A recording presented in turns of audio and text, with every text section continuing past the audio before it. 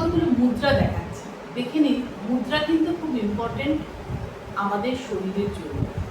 মুদ্রা কি করে? আমাদের নমনীয় রাখে, দৃঢ় রাখে এবং আমরা মনকে অনেক শক্ত করতে পারি।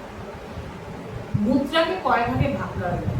একটা হচ্ছে নিত্য মুদ্রা, একটা হচ্ছে পূজা মুদ্রা, আর একটা হচ্ছে যৌগিক মুদ্রা, আর একটা হচ্ছে শারীরিক মুদ্রা।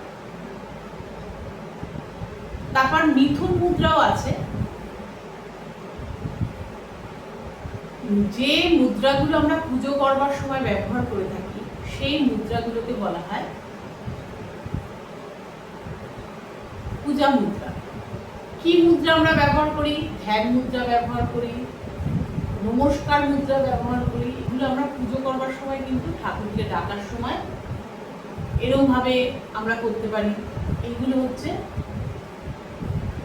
পূজা মুদ্রা। ধ্যান করার সময় আমরা ধ্যানস্থ মুদ্রা, চিন মুদ্রা এগুলো আমরা ব্যবহার করে থাকি। বিভিন্ন রোগ অনুসারে আমরা বায়ু মুদ্রা, তারপরে শূন্য মুদ্রা, পিতৃ মুদ্রা, লবণ মুদ্রা, এগুলো কিন্তু আমরা বরুণ মুদ্রা, এটাকে বরুণ মুদ্রা বলে। বাথরুমের প্রবলেমের জন্য এই মুদ্রাটা আমরা ইউজ করি। এই মুদ্রাগুলো আমরা ব্যবহার করে থাকি। মুদ্রা আমাদের শরীরে যদি আমরা 40 মিনিট ব্যবহার করি তার এফেক্ট অবশ্যই পড়ে। আমরা হাঁটার সময় মুদ্রা ব্যবহার করতে পারি, গান শোনার সময় আমরা মুদ্রা ব্যবহার করতে পারি, কোনো কিছু ধ্যান করার সময় আমরা মুদ্রা ব্যবহার করতে পারি। অবশ্যই প্রাণায়াম করার সময়, ব্রিদিং এক্সারসাইজ করার সময় আমরা মুদ্রা অবশ্যই ব্যবহার করব। তাতে কি হবে? আমাদের ব্রিদিং এক্সারসাইজের ক্ষমতা আরো বেড়ে যাবে। এইবার আপনাদের কতগুলো শারীরিক মুদ্রার কথা বলি, যেমন বিপদকরিণী মুদ্রা, যোগ মুদ্রা, মহামুদ্রা। এই মুদ্রাগুলো কিন্তু শরীরকে, কায়া সম্পদকে, আমাদের শরীরের মুভমেন্ট করে কিন্তু আমরা এই মুদ্রাগুলো করি। এই মুদ্রাগুলো কিন্তু ভীষণ উপকারী। বিভিন্ন রোগ বেসিসে আমরা এই মুদ্রাগুলো করে থাকি। তারপরে আমরা খেচুড়ি মুদ্রা যেটা করি, মনঃসংযোগ বাড়াতে, দীর্ঘায়ু প্রাপ্ত করতে আমরা খেচুড়ি মুদ্রা করি। জিভকে উল্টে দিয়ে তালুর প্রসাদে রাখিয়ে এবং দুটো ভুরুর মাঝখানে আমরা চোখ বন্ধ করে দৃষ্টিকে নিয়ে আসি।